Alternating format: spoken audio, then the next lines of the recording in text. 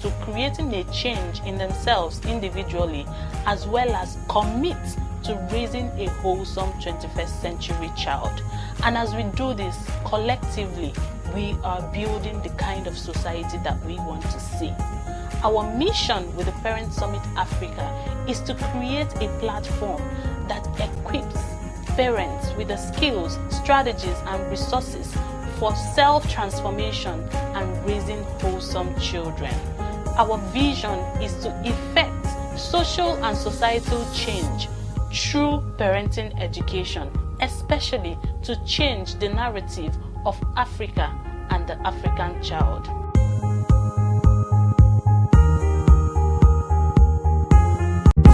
Hi, my name is Vivian Okoye. I'm the convener of Parent Summit Africa. I'm a certified child psychologist, a parent coach, and a trained doctor of optometry. Parent Summit Africa is powered by... Hi, good evening. Good evening, everyone. I can see people are already online. Thank you guys for being such amazing guests. Thank you. Right on time. Let us know where you're joining from. Thank you, Joy from England. Thank you, Wurola. Thank you, Bridget. Thank you all for joining. Guys, please say something in the comments. Let us know where you're joining from. So welcome to session 2. This is day 2, session 2, and it has been a blast. Yesterday was amazing, and today's first session was amazing. And I have no doubt that for this particular session, we're going to be mind blown. So thank you for coming online from California, Sweden, Nigeria, Toronto, amazing, amazing, amazing, UK. Welcome, welcome, welcome. So like I mentioned in the last session, this session from Kano, Nigeria. Thank you from Derby. Oh, amazing. We have quite a diverse community here. So as I mentioned in the last session, in this session, we're talking about raising children who are, street smart, right? And this is so important for the times that we find ourselves in, right? The world will not become soft for your child. The world will not pay attention to your child's emotion, right? So one of the things that we have to do as we equip our children is to teach them how to thrive in the world that we're sending them to, because we're not raising them to function in the four walls of our home. We're raising them to actually go into the world and function, right? So the world will be the world, people will be people, but how do I equip my children to be aware of their environment, to navigate the challenges of everyday life, and to thrive, regardless of whatever is thrown at them, while also, being ambassadors of your values, right? So in the last session, we could see that parenting is for life. You don't learn these things in one day. You keep on learning and learning and learning. With every opportunity I get, I learn. So, and like I told you, every speaker on this particular parent summit will be prayerfully and thoughtfully selected every speaker that has graced our stage for this particular parent summit. And if you have paid attention from day one, you can tell that every speaker here is really seasoned and they know what they're doing. And for this session, I'm particularly excited because this is no other person than my brother and my boss, right, Mr. Ebuka Anichebe. And he is such a wonderful person. There is no other person that can really, really do justice to this, particular topic that I know as much as he will, right? So I'm super excited to bring him on board. He is a master communicator, an executive trainer for many organizations and top government officials and agencies and knowledge workers. He's gifted with the ability to simplify complex concepts, right? And he has coached and mentored hundreds of young kids on the platform of Core Academy. He is a businessman, a father, and a husband. And it is with great honor that I welcome Mr. Ebuka to the stream. And guys, I want you guys to give him a resounding round of applause. Welcome. Welcome, boss. So happy to Thank you have very you. much, Dr. Vivian. Thank you very much. You're very kind. Very, Oh, very thank kind. I'm sure that all the speakers have been amazing. I can see that you've brought in the best of the best. Yeah, I've worked with Dr. Peterson myself. He's worked on my yeah, children. Fantastic yeah, guy. Guys, yeah, if you met yesterday's session with Dr. Peterson, you have to book a session with him and your kids. That's for yeah, sure. yeah. This so my topic is going to derive from So what. I'll leave you now. The next time you Okay. see me on stage, that would be like your cue, right? So I'll just add your Okay. slides and then I'll go ahead. Yeah. Fantastic. All right, cool. My slides are up on the slate. Thank you so much for the warm introduction. Thank you, Zimuzo, and everybody here today. I'm going to make this as interactive as possible. So if you have any questions, please don't forget to use the chat and just ask your questions. I'll be looking at it. I'll be answering your questions as we go along. Isn't it? Thank you so much. So yes, my name is Ebuka, and I'm a daddy. My kids call me Daddy Zaza, and I have three children, a boy and two girls. So I'm just a bit of background. Currently, this year, my kids and my wife had to move to Nairobi, and yeah, so I'm shuttling in between Nairobi and Nigeria due to work. But yes, we everything I'm about to talk about today is something that we practice. Hopefully, my wife should be somewhere here. I'm not sure if she's in here already because I can't see the list of people. But yeah, everything about to talk about today is something that we practice intentionally, right, as responsive parents. And I won't tell you, like I said, we practice it. I didn't say we've perfected it. We practice it. Now, the only time I can tell you if we've perfected it will be perhaps in another 8 years when the kids actually have to get a job. Because my first son is 12 and my daughter is 10 and so on. So I'm at least they have to finish university or something for us to know that yes, we've actually done a good job of raising the street smart kid, right? But before we get to that goal, let's look at what it is that they're doing right. Right? You don't have to get to the goal before you can measure. So we're going to measure exactly what they're doing right. I'm going to share with you some of the principles behind what we're about to talk about today, which is how to develop street smarts for your children. And I'm hoping that the same way I've been trained, I mean, I was trained by my mom. Today is her birthday, by the way, on being street smart. So I've some of these lessons are kind of inherited, and then some along the way while I was studying neuro linguistic programming, psychology. These are some of the lessons I've picked along. I'm happy to share them. I'm not saying they are principles, but they are lessons. Now, the difference in principles and lessons are principles are universals, and lessons sometimes you may have difficulty swallowing some lessons. So if I'm happy to debate, I'm happy to discuss and share your own insights with me. So let's start with this, the experience test. And the reason why I won't start with this is so that you understand that for some of you that may have kids that you perhaps don't really understand them. They're like thinking to yourself, oh, this child is very stubborn. I'm sure he gets it from his father's side. And the father is thinking, I'm sure he gets it from the mother's side. And everybody's blaming everybody.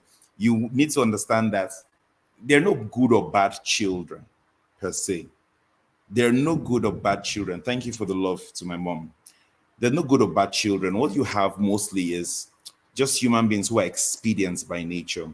And what do I mean by this? Now, some of you here, if not all of you, may have heard about the marshmallow test. The marshmallow test, where they got a bunch of kids, and those kids were put in the room and they were given a bunch of marshmallows and they were told not to eat it for at least 15 minutes. And then the person that gave that instruction left the room. Some of the kids immediately, the guy left the room, they ate it, right? But the kids that could hold themselves from eating those sweets, after they were tested many years later, they found out that the kids that could have the discipline and self-restraint to hold themselves from taking the marshmallow when there was nobody watching ended up being much more successful than the kids that immediately rushed to grab it.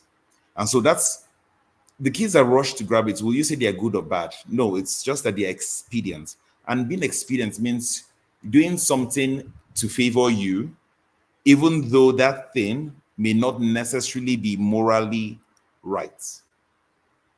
Doing something in the heat of the moment that favors just you, even though they may not be, it may not be morally right. So let me ask you the question, and this is for everybody watching right now. I want to go to the chat and I want to ask you a question. Yes, delayed gratification, that's the key. Now I want to ask you the question, since Zimuzo Richard said delayed gratification. I'm going to ask you, Zimuzo, if I was to give you, Zimuzo, £100 for doing nothing, and I don't expect anything from you. You don't have to do anything. You don't have to sell anything. I'm just going to give you £100. Will you accept that? If you can just chat down in the room, will you accept that? If I was to give you £100, just like that, everybody in the room, for being in the room, you get £100, like Oprah Winfrey. You get £100. You get £100. You get £100. Everybody gets £100. Would you accept it? That's the question. Now, for most of you, you probably say yes. Of course, it's £100 and I don't have to do anything. Of course. Now, if I was to give you £1,000 instead of £100, £1,000, right? Would you accept that? Since I've still given you the £100, but now I'm telling you, if you call me your friend or your sister, I will give them £1,000. Most people would say, of course, I would call somebody that I will tell them, okay, there's somebody is going to give you £100,000, but I'm going to collect half of that, or even 90% of that, depending on your degree of greed, right? So, Chini said, when I was staying in Nigeria, yes, but now no. Okay, fine. So Chini, maybe you should give me the £100. Okay. Now the third thing is, if I was to ask you for this £1,000 I want to give to you, would you like it on the 1st of January 2024, or would you prefer it on the 31st of December 2024? That's another question. And I want you to answer this question to yourself, even as honestly as you can. Would you like it 1st of January or 31st of December? For many people, they would they would give you, they would want the £100. They would also want the £1,000, not for their sister, but for themselves, right? And they would want it as soon as possible. And that just tells you that to a large extent, we as human beings, we can be lazy, we can be greedy, we can be ambitious, we can be selfish, and this doesn't start in old age. It starts when you're young. Bridget says £1,000 for nothing. Yeah. P says she would like her £1,000 by January. That's a normal reaction for most human beings because we are impatient by nature, right? And we don't want the £1,000 to go to our sister. We want it to come to us, right? And we don't want the £1,000 by December. We want it by January, just in case somebody changes their mind or somebody dies. You don't say, hey, and he promised me £1,000. So we want these things. And so that's why I said human beings can be lazy, they can be greedy, they can be ambitious, they can be vain, they can be impatient.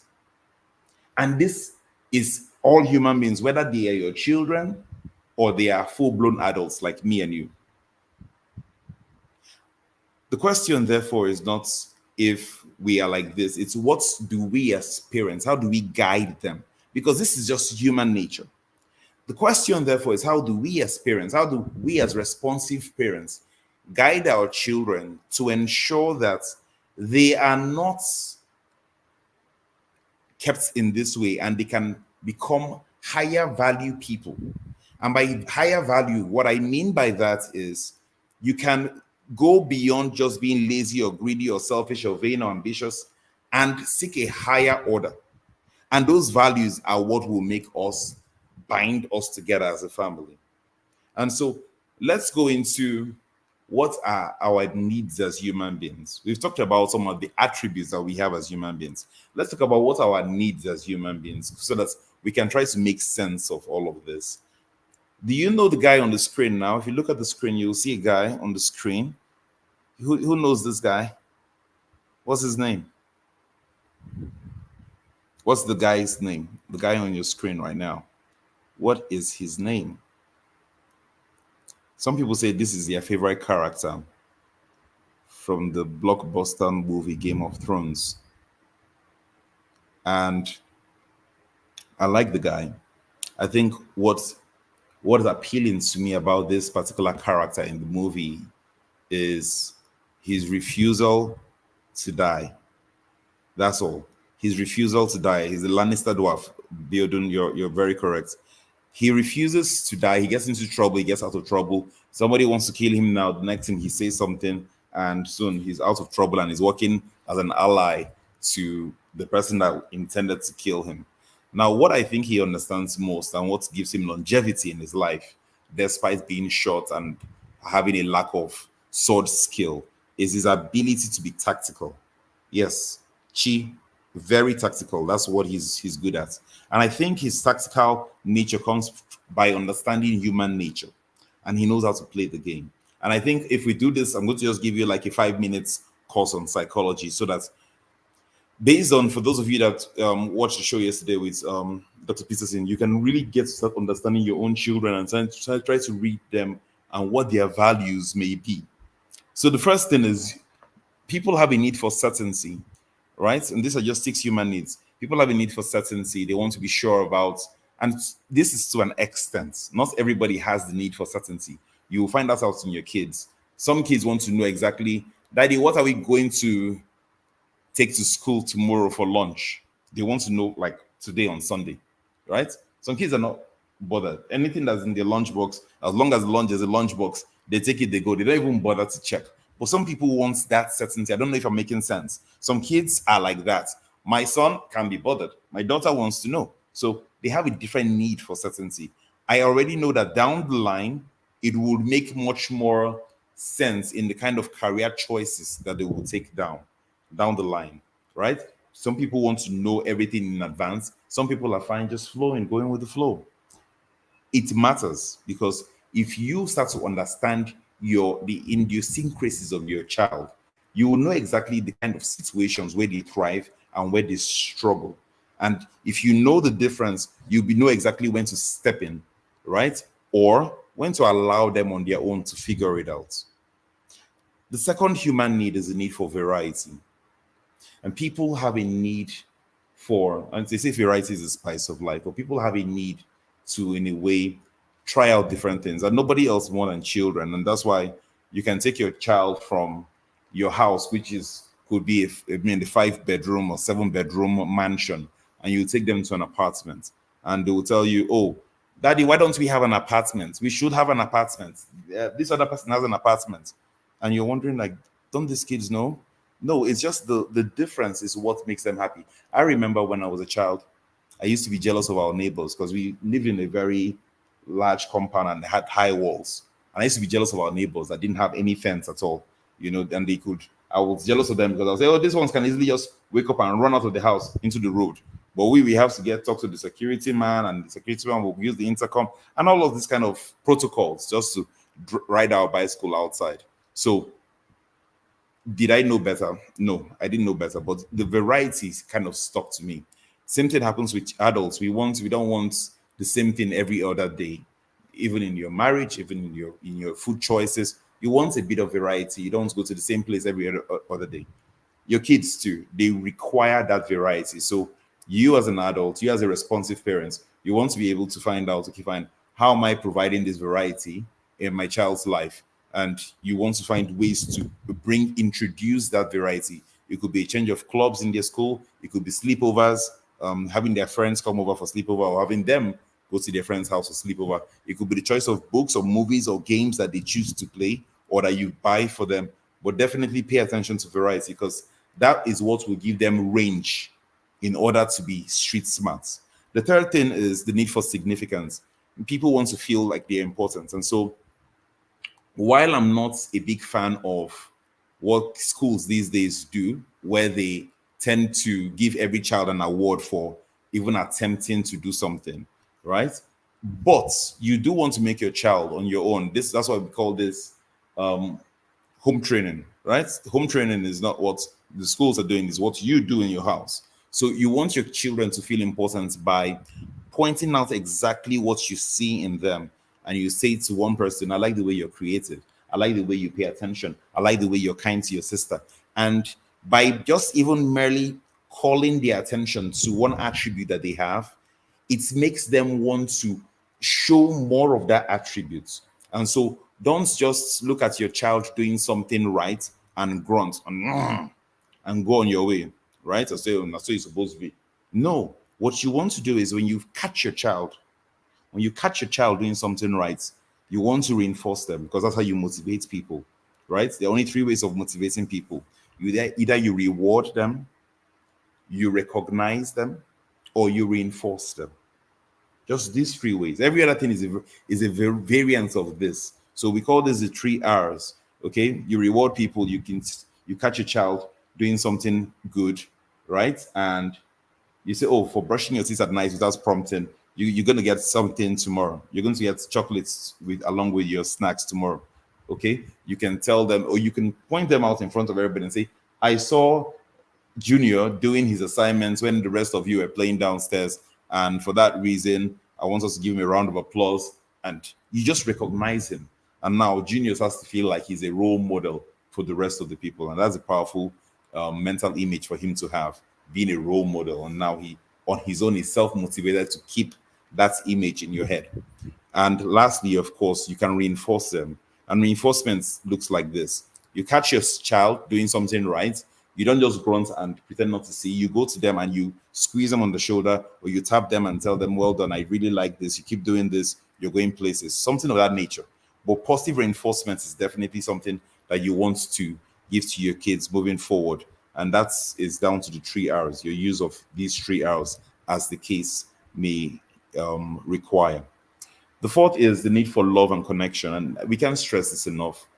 Children that feel cut off, even from one parent, tend to suffer trauma more than kids that have both parents and feel strong love and connection from both parents, right? And so this is a fact. It's scientific. You don't want to argue with facts and win. You really don't want to argue with facts and win because the facts still remain the facts. So what you really want to do is show unconditional love to your children, appreciate their efforts when you see them trying hard at something, right? They don't have to necessarily win for you to appreciate them. And what you want to do is to constantly do this so that you can build in them a healthy sense of self-esteem.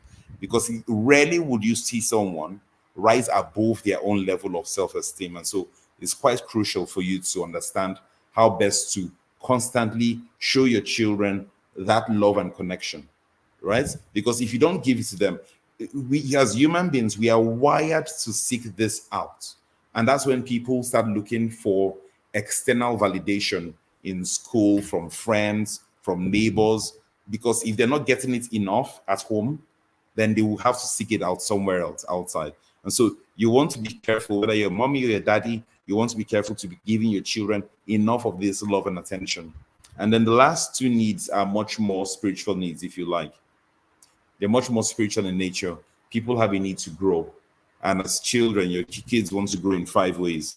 And you need to be pay attention to all five ways, because when they eventually get to the age where they want to marry, it's going to be these five things that kind of form the criteria, which will determine if they are a high value man or high value lady that someone wants to spend the rest of their life with. And this is crucial, right? So the first need, when we talk about growth, people want to grow, or you want to help your child grow first spiritually. You grow spiritually, and when I talk about spiritual, I don't mean it's not voodoo, it's not hocus pocus. Spiritual needs to be, or values to be, are things you cannot physically touch. So you want to grow, you want to teach your child things like to be more courteous, to be kind, to be disciplined, to be to understand how to love other people, to be charitable. These are not things you can. These are not hard skills. These are soft skills, but they make a big difference. So those spiritual needs, for if you're a Christian, you probably call this the fruits of the Holy Spirit, right? But it's something you can grow, and it goes across all religions, all cultures, all backgrounds. It's something you can also grow. So spiritual needs, number one. Number two, you want them to grow in their mental needs. So as much as possible, encourage your child to read. Encourage them to read because that's how the brain develops new synapses and new connections. Encourage them to read widely, right? Encourage them to read one level even above them so that they can learn new vocabulary. If they don't like to read and they like to watch movies, yes, it's fine. I got a solution for that too because my son likes to watch movies. So I said, okay, fine, you're gonna watch a movie, fine, okay, but there's not going to be any volume, and I'm going to put subtitles so that you have to read. So now instead of him just watching mindlessly, he's actively watching because he has to read the subtitles to really get a grasp on what's going on the television. And so it's still a win-win for me because at that age, I really just want him to get familiar with words, new words, and understand the meaning behind those words. And that's something anyone can learn from. Then the a fourth thing people are looking for beyond just mental growth is also emotional connection, and we've talked about the need for love. So yes, I can't stress that enough. As fathers and mothers, don't underestimate the need for your children to have physical touch. And when we talk about love languages, don't assume that the love languages just stops at father and mother understanding the love language between a husband and a wife. Also try to understand the love language of your children, figure out which one they prefer most, and then speak to them in that way, right? It's very important. You want to find out what your children really like. And if you're new on the love languages, there are 5 love languages. I'm not sure if I remember all of the 5 love languages, but there's need for physical touch for kids, there's need for gifts, there's need for words of affirmation and words of affection. That's the third one. There's a need for acts of service. Okay, so it could be cooking, it could be giving them a massage or something, it could be reading them a bedtime story, right? These are just acts of service, but for children, it's equals to love. So find out for your children which one speaks to them the most, and then speak that as much as you can. And then finally, for your children, it would also be useful if you for the fifth need, which is economic needs. But when they're kids, you don't want to get them so obsessed about making money as much as providing value. So what you really want to do is connect whatever your child is doing with what they can use this to do as a service to other people in their class, right? So it could be your kids can paint. You tell them, oh, do you know you can paint and you can exchange this painting for something? Or do you know that somebody's Chimamanda's child painted this thing and sold it in America for $100 million? So that they can start to connect what they are doing currently. And if they get better at this, what that can mean for them in the future. And that's something that is always very useful. Always very useful. Okay, so what's the difference between being street smart and being book smart? We'll talk about that next. But before we go there, let me go back to this slide. The last is the need for contribution. And you want your kids to realize that they are blessed. They are blessed by the virtue of being your children. They are blessed by the virtue of their parenthood, their heritage, all of this, right? And but there are so many people out there that are not as blessed as they are. And so it would be really useful if from a young age you start to expose your children to orphanage homes, right? So that they can see the other side of the world of kids that are really impoverished. They have no kids, they have no parents because their parents have either died in a war or accidents or something, or they were abandoned as babies. So that they can start to connect that the life that they are living, they can't take it for granted because there's so many more people that want their life, but they can't have it.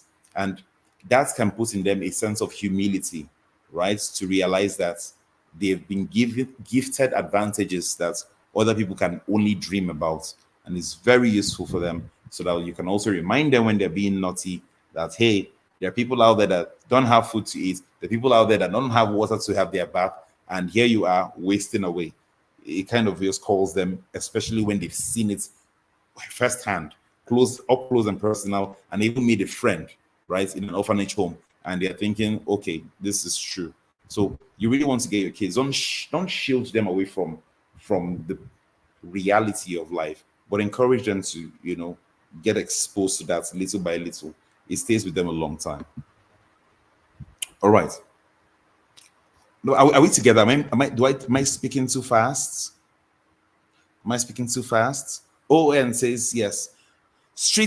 Being street smart versus book smart. Book smart is brilliance. Street smart is intelligence. One is mainly academic, and the other one is a life skill. Yes, I do agree with that.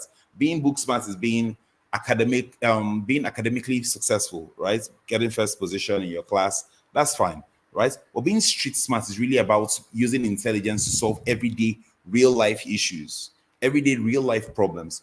Being able to have the presence of mind and the flexibility and mental acuity to solve those problems with or without an adult. And that's something that's useful for everyone. You want to learn that, and you want to teach your children this as much as possible, as early as possible.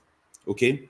And if you can find the balance between them being good in school and also being good out of school, especially when it comes to things like communication skills, being able to get along with other people, being able to lead people to follow their lead, being able to persuade people.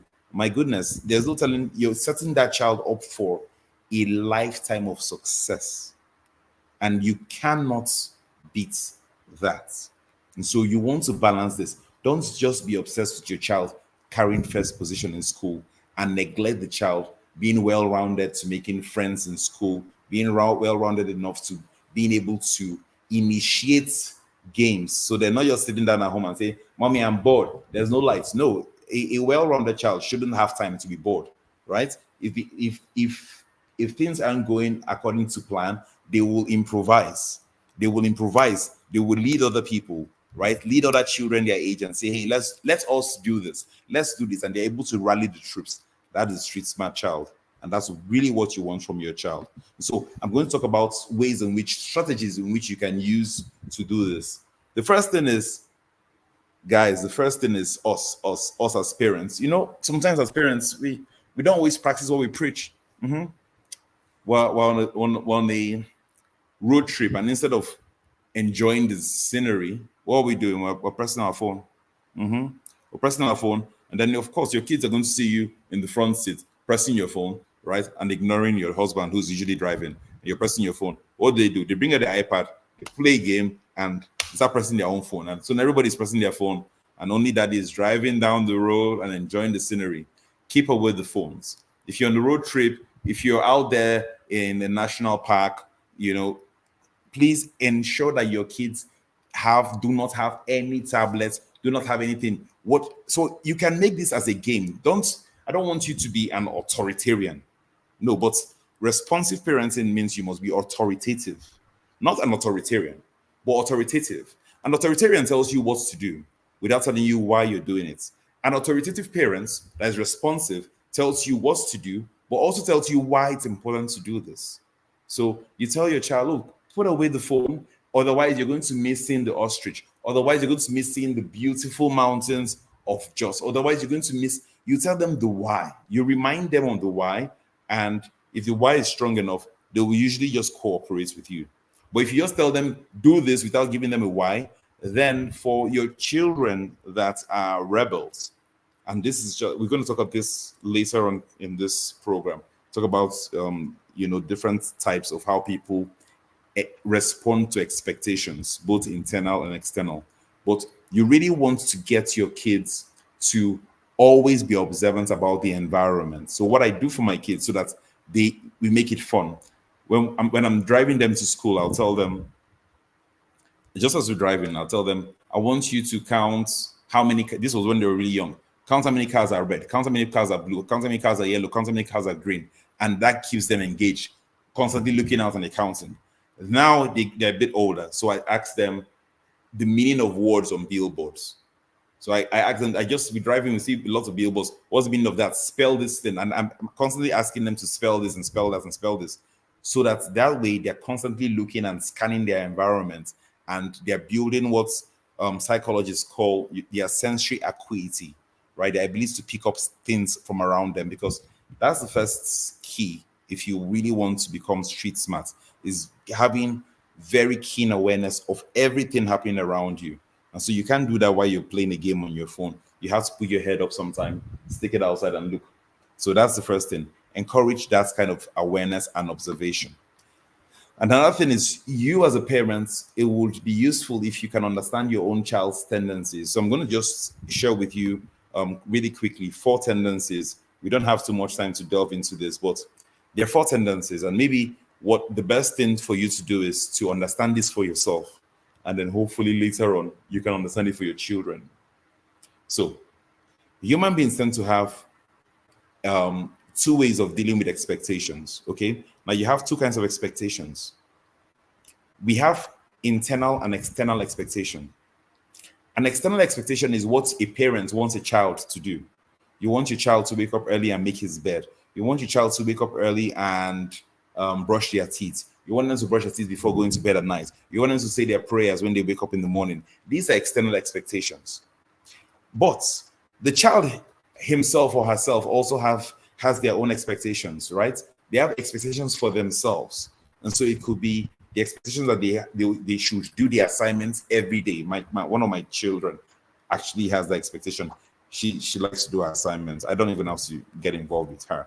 With my son, it's a different story. But with her, she has the expectation she has put in herself that she must do it. If she's forced to go to bed without doing that assignment, she starts crying. And that's just who she is. And so understanding that people have their own internal expectations, which they hold dearly, and they have external expectations, which other people expect of them, is the first key thing to understanding where people fall into these different circles, which you find on your screen. So let me explain what you find on the screen, this Venn diagram, which is on your screen. The first category is the people we call the upholders.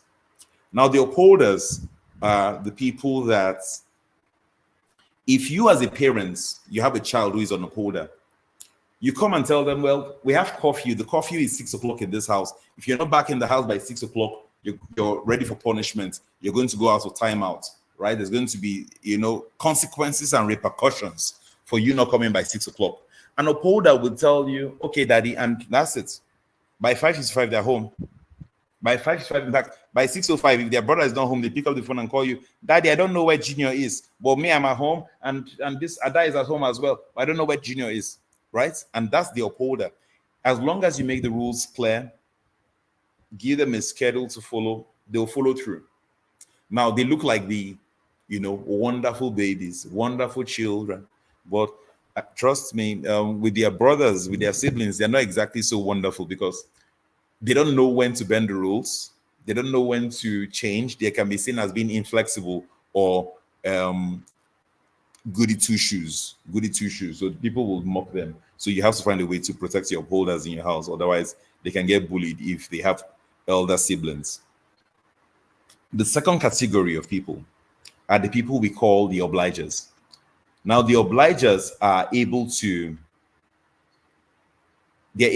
keep an external obligation, but they find and struggle with keeping their own internal obligations. The difference between an obliger and an upholder is an upholder is able to keep both an internal and an external expectation. They do it effortlessly. If an upholder, if you have a friend that's an upholder, is the kind of person I'll tell you, well, from this week, I'm going to stop drinking Coke. And they just stop. It's like magic. They just stop drinking Coke. They tell you, from this week, I'm going to start going to the gym. And they don't stop going to the gym. They just continue going to the gym. I know God knows how many times I've registered to go to the gym and I just dashed the hotel money and never went back there. So definitely I'm not an upholder.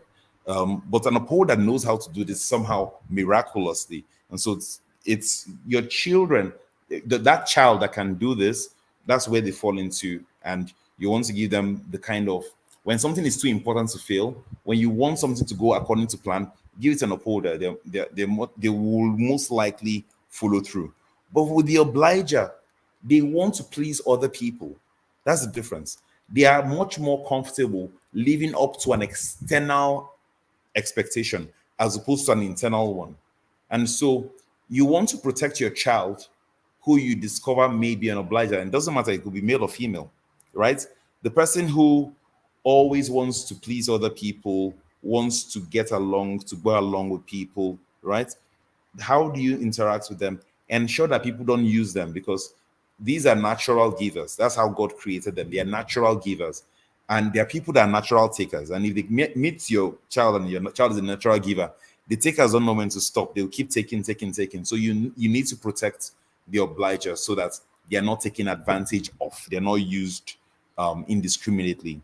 um, you want to also provide praise. Oh, you're very kind for doing this. That was a very nice thing to do. That was a very thoughtful thing to do. That gives them a sense of fulfillment, right? When you praise them for what they've done to other people. If you also want to incentivize them or motivate them to do this more, don't make it about them, make it about the group.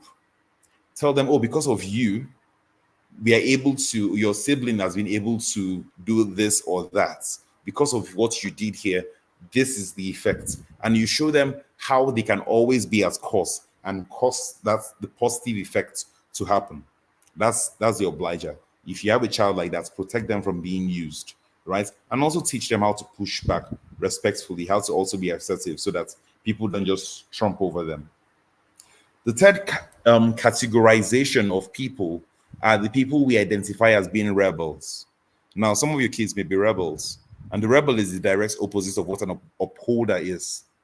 A rebel is the child that goes against both their own internal expectation as well as yours. You tell them to do something, that's when they resist. You tell them, oh, Junior, it's time to sleep.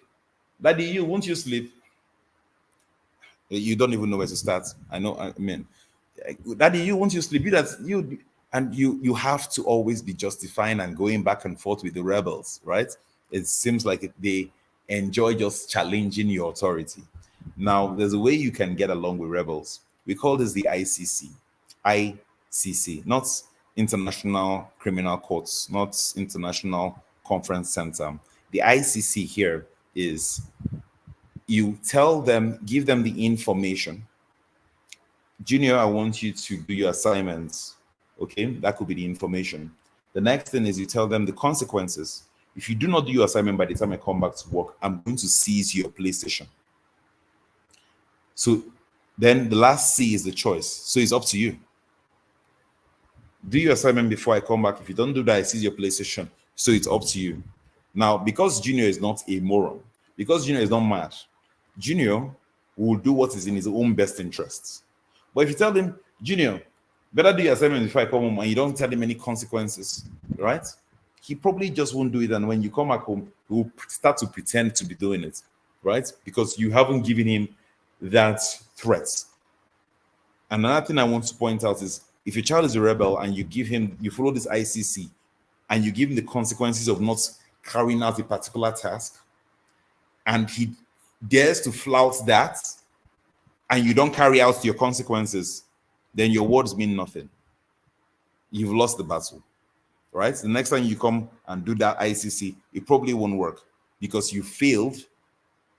Because when you're trying to seize the PlayStation, Junior was looking at you like, you somehow caved in. You didn't want to be looked as a bad parent, so you caved in. And now Junior has blackmailed you into submission. Don't worry, these kids of nowadays, especially the Generation Alpha, you should go and Google this. Generation Alpha, people born from 2010 till 2025. So both people that have been born in 2010 and people that will be born in 2025 are seen as Generation Alpha. And they're emotionally intelligent, but they can use it in very devious ways on you, the parents, because you think that they're all so sweet and so cuddly and they don't know anything. Be careful now. Be careful. Okay. And the last category are the people that we call the questioners. Now, this is interesting. I have my daughter, my first daughter is a questioner. So the questioner sounds like this. You tell the questioner, this is what I want you to do. And the next question is to ask you is why. They want why. They either ask you why, or they ask you, what if we did it like this? And they want to alter. So you can say, oh, I tell my daughter, Chimdi, you want to go to bed by 4 o'clock. And they say, Daddy, what if we go to bed by 5? Or what if we go to bed by 2 o'clock? Does it mean we can now wake up by 3 o'clock? Since you said it's 1 hour. You see, they want to negotiate. So please, by all means, don't say, I said 4 o'clock. No, because when you do that, you bring out the rebel side in them. You want to justify why you're asking them to do a particular thing in a particular manner. So communication goes in 3 ways, like a triangle. You tell the person what to do, then you tell them why to do it, why they ought to do it, and then you show them how to do it. So it's what, how, and why, or any which way you do, but be sure that you have this mix somehow all coming together. Otherwise, people tend to rebel against it, right? And whether they do it consciously or unconsciously, it really doesn't matter. But it's you, the communicator, that has to take that responsibility to ensure that you're telling somebody what to do, telling them why it's important that they do it, and then how best you would prefer them to do such. Now, when the questioner should push back and ask you, but what if we do it in this way?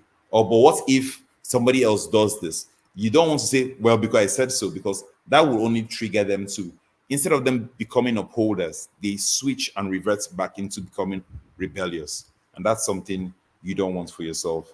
So these are the 4 categories. I want you to look and do your own self introspection and ask, really answer to yourself, what am I primarily? Am I an upholder? Am I an obliger? Am I a rebel, or am I a questioner? Mind you, if you are an upholder, you maybe must have married someone that is either a questioner or an obliger. It's hardly you'll be an upholder and then marry a rebel, because there'll be too much friction, too much clash of interest, clashes in ways of seeing things.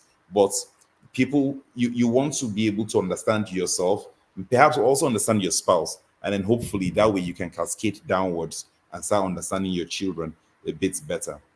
Now, someone is asking, can the child have all these categories? The answer is no, because you can't be an upholder and a rebel. But you can have a primary strategy and a secondary strategy. So you can be an upholder and also be an obliger in some situations. Or at home, you could be an upholder. But then when you go to work, you're a questioner or you're an obliger for different reasons. So some people have primary strategies and some people have secondary strategies. And depending on where you find yourself, you also find yourself in an industry where your tendencies are rewarded. So Omalara says she's an obliger. And so maybe an obliger would do well in jobs where they have to take care of somebody else, right? So they could be caregivers, nurses, teachers, air hostesses, any job which requires them to do for other people, right?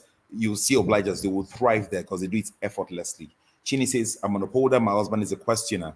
Fantastic, right? So people would usually marry according to the Venn diagram. You can see that the upholder and the rebel hardly touch, right? So there's something about you that your husband found attractive. You know, you always asking questions, you being able to push back, and that's what he's attracted to in you, because there's something in him that longs to be that type of a person. And for you, the same thing. You would see something in your partner that you want, and it's that thing that would usually attract you to that person. So this is something I just thought it was useful for you to also use in understanding your children a bit better, so that when you're guiding them to become more street smart, you know exactly where they fall under.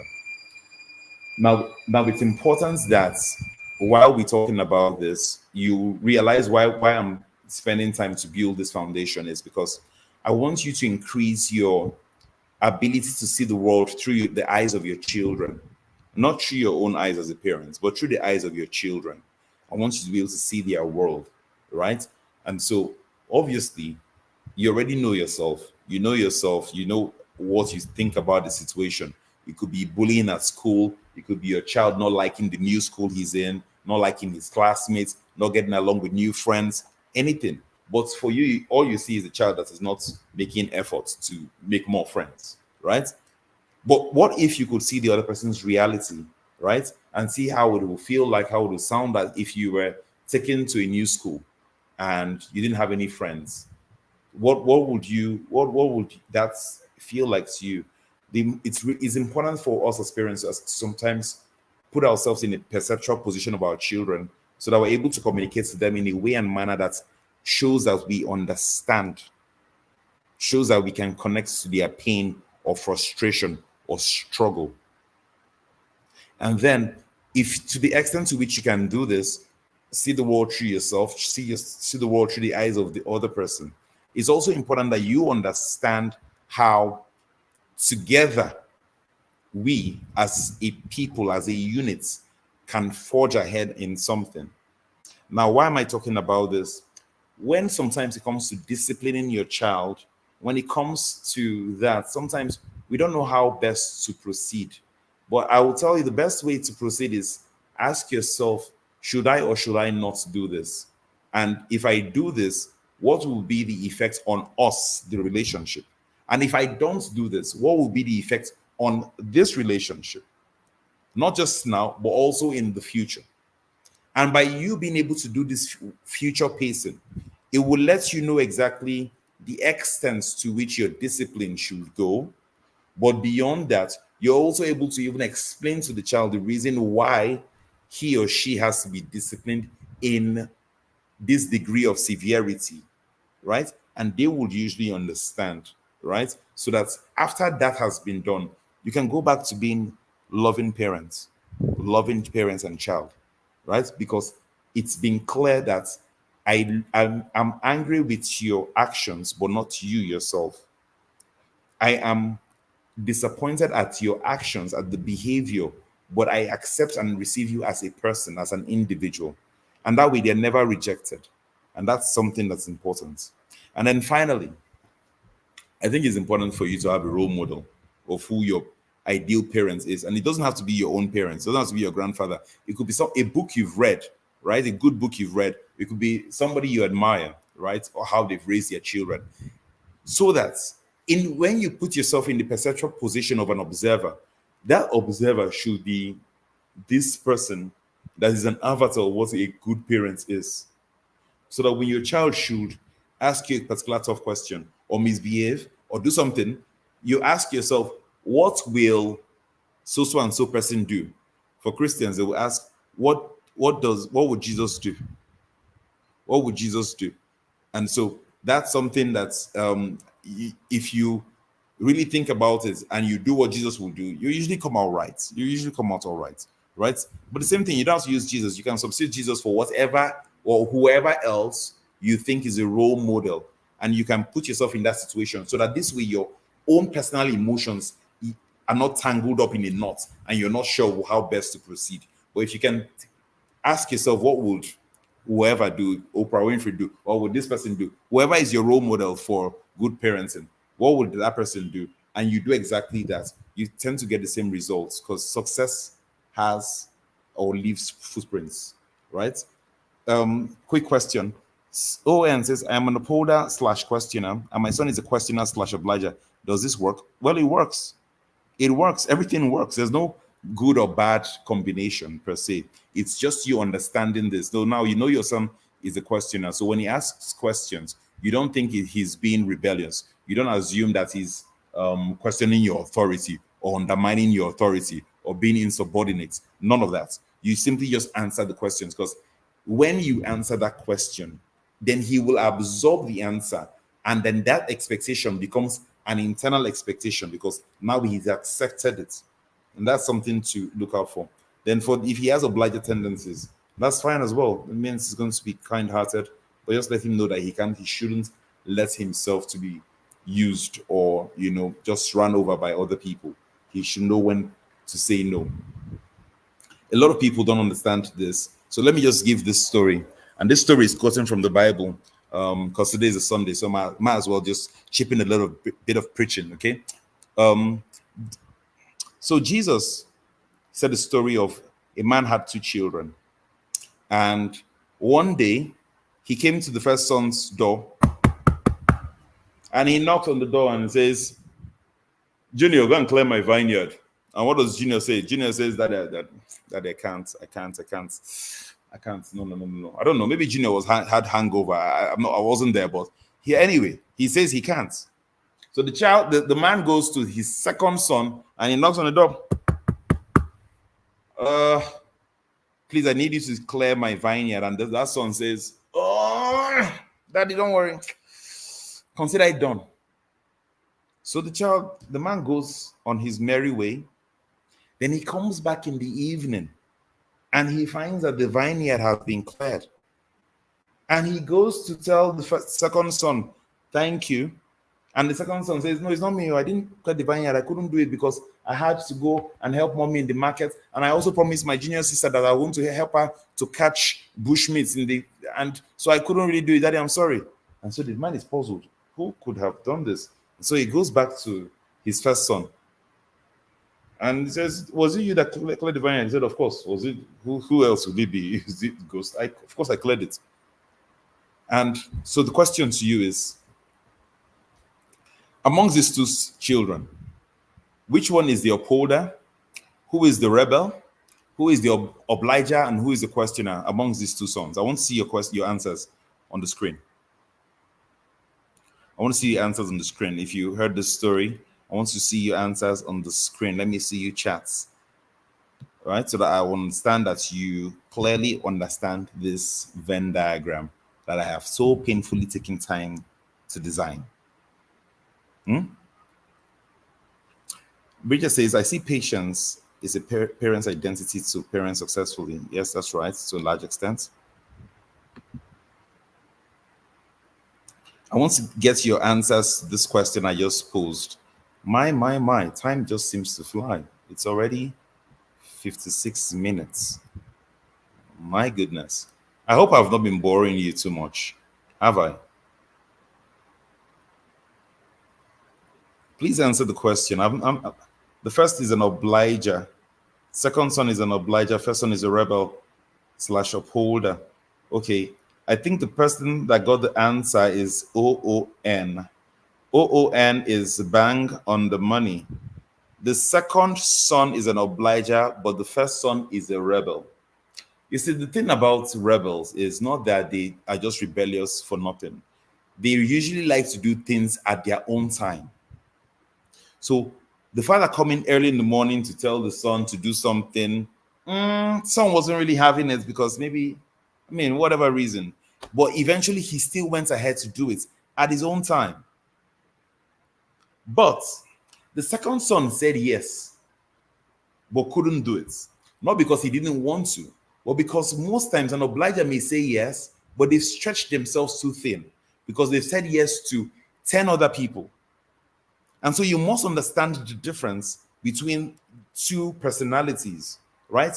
One may say no initially and still go ahead and do it at their own convenience, at their own time, on their own terms. The other person may say yes and still not do it simply because they've been stretched too thin. So which one is better? Which one is better? None. They're just what they are. There's no one that is better. There's no one that is worse. It's just what it is. So you learn to adjust your parenting style to suit your own child's personality type. And that's what's really important about this. Okay? You don't raise all your children the same way because they're not the same. They're not the same. Okay. So moving on. You want to teach people, your children, how to do problem solving. And the best way I can put this is when you see your child struggling with something, don't be too quick to rush to help them. Helicopter moms, are you hearing me? You watch your child, you don't want your child to ever struggle for anything. So the moment your child is struggling to bring down the conflicts, you rush and go and bring it down for the child. No, allow the child to exercise their own sense of freedom, their own sense of ingenuity. You see them struggle, sometimes sit backwards and just watch. Be there to help them in case there's anything coming to crash on their head, but allow them figure out things by themselves. By doing this, you build their self-confidence. Yes. The only way to really build the person's self-confidence is by ensuring that they start to solve little problems. And little by little, they start to figure out things for themselves. So that now you have something to praise them about. You can just praise the child and say, oh, you're very intelligent, when the child has not shown you any sign of that intelligence. Then they won't believe it. Then they'll just take it for granted. But when you praise them for effort, when you praise them for doing something that was seemingly difficult, but they went through it, they persevered, they disciplined themselves, now that builds in them the sense of, yes, I can do this because I've done this before. Where does self-confidence come from? Self-confidence simply is the memory of past successes. And if you remember that you've been successful in certain areas in the past, when you're faced or confronted by a new challenge, a new situation, you're going to be encouraged by the fact that, well, if I killed the lion the other day, then I can kill this bear. And if I kill this bear today, then next week I can kill a dragon. And if I kill a dragon, then next, and you see how that can kind of grows on its own. But if you've not killed even an antelope, how can you even dream of killing a dragon? And so allow your kids to struggle, be there to guide them, but do not shield them away from the struggles of life. Expose them to them little by little, and that way you build their own muscles. The next is their communication skills. Now, for most children, especially for the obligers would usually be passive aggressive. Now, when we talk about communication skills, we have to talk about the four different types of communication styles. I didn't say it's a communication type. I said communication styles because there are four unique styles of communication. The first style is people that are passive. And now the passive person just says, they shrug. They say, "Oh well, it's they don't say what's in their mind. They just take whatever comes to them." That's a passive person, right? You don't want your child to be that. That's not the way to survive on these harsh streets. No, you want your child to be able to speak up and defend themselves and speak up for their own rights, especially if barriers or boundaries are being crossed. You want them to be able to speak up. Number two style of communication is the passive aggressive. The passive aggressive person will pretend, you tell them, "Oh, baby, is anything problem?" They say, "No, no, it's fine." Then they go and they bang the kitchen door. Bang. Okay. But just now they said there was no problem, and then they bang the kitchen door. So that's is the passive aggressive. They are not sincere with the truth. So they don't show you, they don't communicate with you if they're angry. They just say, "It's fine, it's fine." You ask them, "Is there any problem?" They say, "Nothing. Nothing." That's what they say, nothing. And women sometimes do that as well, right? They say nothing, no, nothing. And then they carry cold shoulder for you. They will now.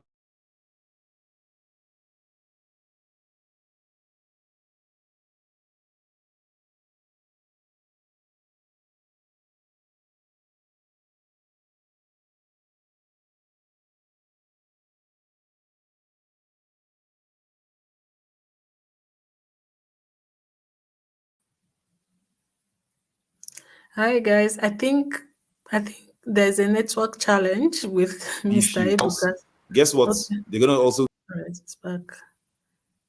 All right,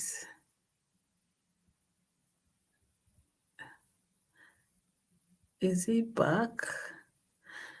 All right. I think there's a network challenge. While we wait for him to come back, I'd like to remind us that we have amazing gifts for those who have joined us. And if you want to compete, just share what you're learning on social media with the hashtag Parent Summit Africa, and then we will select randomly those who are winning whatever we have, right? So a parent stands a chance of winning 1 year scholarship into um, the 10 over 10 girls squad, right? Is a 1 year scholarship for your child. You get to win that. So guys, participate, subscribe to our YouTube channel, share what you're learning, use the hashtag Parent Summit Africa 2023. He's back. So I'm go on. back. Yes. Apologies for that. I don't know. The internet was acting up. But yes, I'm back. So you want to ensure your kids are not they understand that these styles, I call them styles because today I'm wearing a senator attire. It's a style. Tomorrow is Monday. I'll probably wear a suit. It's a different style. Does that make me an Englishman? No, it just makes I've changed my style. The same thing applies to your children. They have different styles of communication. Doesn't mean that that is how they communicate. It just means that they've adopted a particular style, and you want to teach them that they can also change their style. Now, you don't want them to be too passive. Neither do you want them to be passive aggressive. Neither do you want them to be aggressive, like and start sticking out their hands to punch. And boys usually get to this age when they're 11, 12, just shortly before they hit puberty, they start getting, there's this tendencies they start to exhibit, right? and you want to show them that the best way to do this is to be assertive. And the way to practice assertive, and if you don't know how to do it as an adult, how can you teach anybody? So the way to do it to be assertive is you tell people how their behavior made you feel without necessarily attacking them. And so it sounds like this. Assuming I give Zimus or Richards my car key to go to I don't know, see a movie or go shopping. And she says she's going to be back in an hour. Fine. Take the car. And she goes. And then she doesn't come back in an hour. Neither does she call me. But instead, she stays 2 hours, 3 hours, 4 hours, and then she comes back. And now my car, the fuel is low, the car is dirty, and she just says, "My dear, I just caught up. I was caught up." And she gives me my key. Now, instead of me to say, "Oh, Zimuzo, you're very, very ungrateful. You're an ingrate. I gave you my key. You lied to me that you come back in 1 hour. You didn't come back to me in 1 hour." Of course, Zimuzo will have to defend herself when I attack her character and tell her that she's an ingrate and she's this. Of course, she'll say, "Please, please, please, please, please. It's not because of this your small car that you gave me. If you know where I'm coming from." And that is no way of building a relationship. And so what you really want to do is, I tell you, Zimuzo, I'm disappointed that you kept me waiting and you didn't have the courtesy to call me back. That's outside of your character, right? How do you want me to trust you next week if you ask me for the same favor?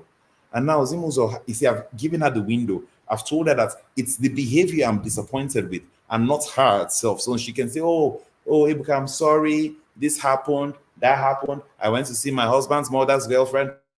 And she has a way to pacify. Then I can point out, oh, and then look at the car, and then look at the fuel is short, and then she can say, okay, let me give you £100 so you can fill the tank, or something of that nature. But you do not attack a person's character and expect them to go away happy with you. No, usually they will resent you if they can't fight you. If it's your kids, they can't fight you back, so they will just resent you. What you want to do instead is to tell them that you are disappointed at their character, at their behavior, at not the character now, at their behavior. So make it look like it's something that is so out of character for them. And you say, "Oh, I'm shocked." You say something like, "Ada, I'm shocked. You did this? You? If it was somebody else, I would have believed. Not you. This is so outside of your character. How?" And now they are beaten by remorse and they are much more likely to adjust themselves than if you just say, "Well, I always knew you're good for nothing. You continue like this, they will shoot you. I'm robber. They will kill you. Will I be there?" No. That's no way to get across to children, right? So points at the character, tell them they can do better, and that you hope that they could do better. What you're trying to exhibit here is what we call the Peter principle. And the Peter principle basically means that people will rise to your expectations. It's what Jesus did to that guy called Peter in the Bible, right? The fisherman. And he says, "Well, look, I will make you a leader. I will make you a fisher of men." And Peter like, "Mike, Mike, how you don't see James and John, sons of Zebedee." James and John, sons of Zebedee, big people. Even you hear the name Zebedee, you know he's a big man. Zebedee, you not say they will be the leader. You now say it's going to be me. No, oh God, that's too much. He said, "No, it's you." And now Peter, didn't he rise up to that expectation? He did. When you tell your child that you believe in them, when you tell your child that you know that they will become the best that they can be, that they're going to set standards, they're going to break records, and you tell them that you believe in them, they start to believe in themselves. They start to believe in themselves just because of your words. That's the Peter principle. And so if you also tell them that you don't believe in them, they don't see anything good in them, and they believe that, then they're going to manifest that in their life. So by all means, exhibit that by telling them that you believe and you think the world of them, so that even when they misbehave, you tell them that that is out of character. And so they can then come back and correct themselves, than you just strain away the baby with the bath water. It's something that we need to do. And wrapping up, the last thing I know, anytime I see Dr. Vivian, I know she's trying to tell me that if we can be wrapping up. So I'm going to just do this real quickly. Critical thinking. Teach your children how to think critically. And by this, I mean that you want your children to be able to think of the outcome of whatever action they do now. You ask them, so this thing that you did now, if it was done to you, would you like it? It's a simple question. this thing you've just done, if it was done, if your sister does this to you, or if your brother does this same thing to you tomorrow, is that okay with you? And if they say no, then you say, why do you do that? So why did you do that? You see, so you show them that for every action, going to be a reaction. And if they don't like that reaction, then they should change the action now. That's the simplest way we can define critical thinking. Your ability to think of unintended consequences of every action that you take. And if you can teach your child to think this way and play kind of mental chess, then they would definitely start to, you know, rethink their actions, and they will no longer, as children, everybody thinks in terms of just one perspective, me. But when you start to ask them these kind of questions, they start to think of in two perspectives, which is they think of themselves first, but they also think of in terms of the other person who they are interacting with, who they are playing a game with, who they are trying to exchange Fanta for Coke or whatever game that kids get up to. But you must help them to think of how the other person would feel and also behave should they carry out with their current course of action. That's critical thinking in a nutshell. Online safety. Please, by all means, teach your kids not to talk to strangers online, not to chat to strangers online, not to give your address or phone number to anybody online that they meet online. Like this should be stressed. I've had friends that have been taken into slave trade, forced slavery, because they met somebody online and they quickly got into trusting this person. Of course, children are very trusting, but teach them that they are vampires online and they cannot assume or presume that just because the person has a smiley face, that that's actually the person's face. And so they should, anybody that also tells them online, don't tell your mommy, that's exactly when you should tell your mommy. It's very important. Once anybody tells you, don't tell your mommy, don't tell your parents, this is our secret, that is exactly, that should be the trigger word, right? And you must hammer it into their head so that they are of that opinion. Also, you want to also teach your children to be able to use you as an example, like as an excuse. If they're ever in a situation where they don't feel good, they should be able to flash you. And if your child should flash you with their phone number, call them back. Teach them that, look, if you're not comfortable, maybe you're with friends that are smoking, or you're somebody that wants you to do something else that you don't want to do, flash me, I'll call you back, and then you can use me as an excuse and say, oh, my daddy is calling me and so I have to go. And that's very important, so that way your child can still save face. They can still save face in front of their peers. They don't look like a sellout, right? But they should be able to flash you, and once they flash you or they text you with a code name, the name could be X, right? And you just immediately you call them, and you don't put them in, oh, what's going on right there? No, you just tell them, I'm coming to get you. Where are you? And they have to tell you, and they say, oh, and then they can turn around and tell their friends, well, my mom is coming to get me. I don't know why this woman is always trusting me. Meanwhile, she was the one that actually asked to be bailed out. But she's saving her reputation and her face in front of her friends, because that matters to children. Okay, so teach them that. Yes, in wrapping up, try and instill values and morality in your children.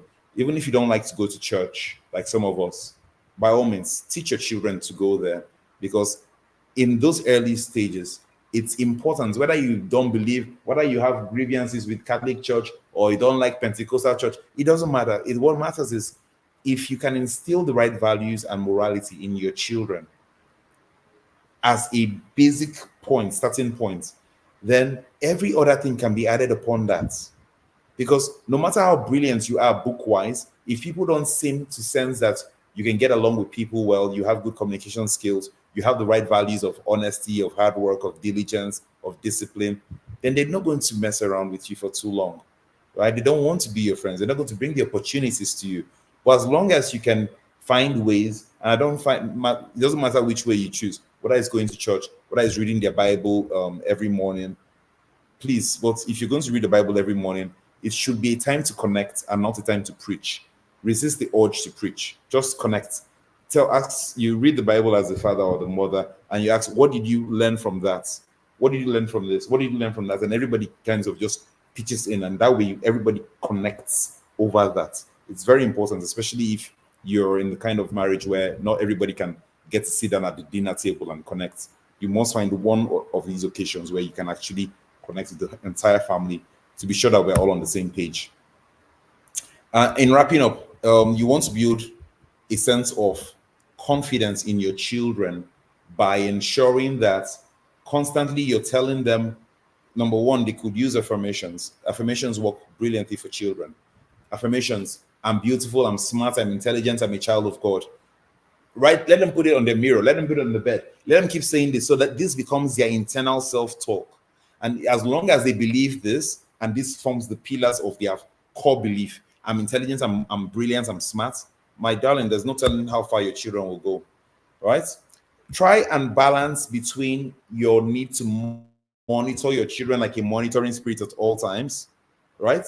You want your children to have some sense of um, freedom, not just freedom to do what they want, because children want to do what they want. No, but if they earn that freedom, you want to be able to balance that.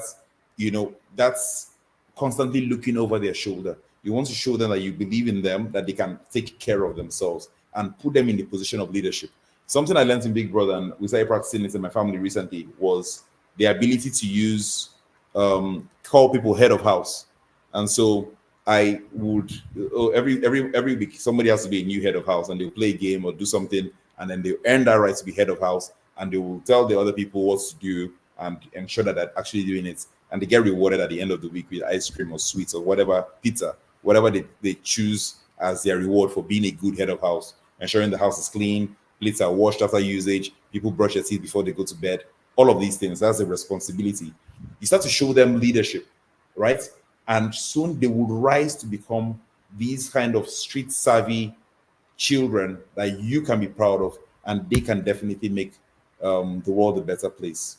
So that's pretty much my session. Thank you very much for your time. Thank Should you have you any so much. questions, please go ahead and Thank ask. you. Thank you. Thank you. Thank you. Guys, please rush to Instagram and show Mr. Ebuka some love. That's his handle on the slide. Ask Ebuka. And he's also the curator of Mr. Okoro. Are you still Yeah, doing that? I still do. Yeah, meet the Okoros on Instagram. So yes, Meet guys, I have the, a yeah. cartoon character I've developed that just talks about Yes. family issues and such. So meet the Yes. Okoros on Instagram. You will like it. Yeah, meet the Okoros. Yeah, I remember the first day I met you. That was at the Alibert conversation. We were sitting beside each other, and you were Yes. designing the comics, and I was just, yeah, yeah. So guys, please go to Instagram and follow. It has been amazing. Thank you for taking your time. I'm happy that this is the last session for today, and we didn't rush it, so we had the time to kind of like follow it through, right? Because it was really, really needed. I like the in-depth explanation and everything. Thank you, thank you, thank you. And everyone is saying thank you. Thank you. Daddy Zaza, Thank you. thank you. I am thank you. A lot So more of that guys, is last. Thank you again. so does anyone have a question? So this is the time to ask your questions, right? We have while we're waiting for those questions, I'll just mention a few announcements.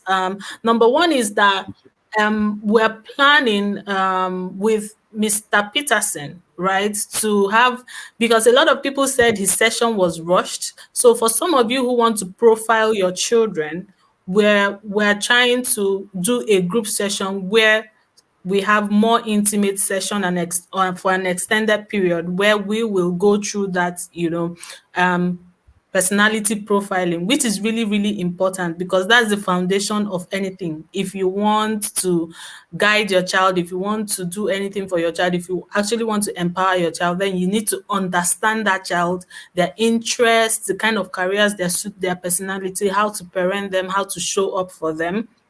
So if you're interested in that, please send us a message. We're organizing that. We're trying to bargain as a group so that it will be subsidized for us. So if you're interested in that, please send us a message.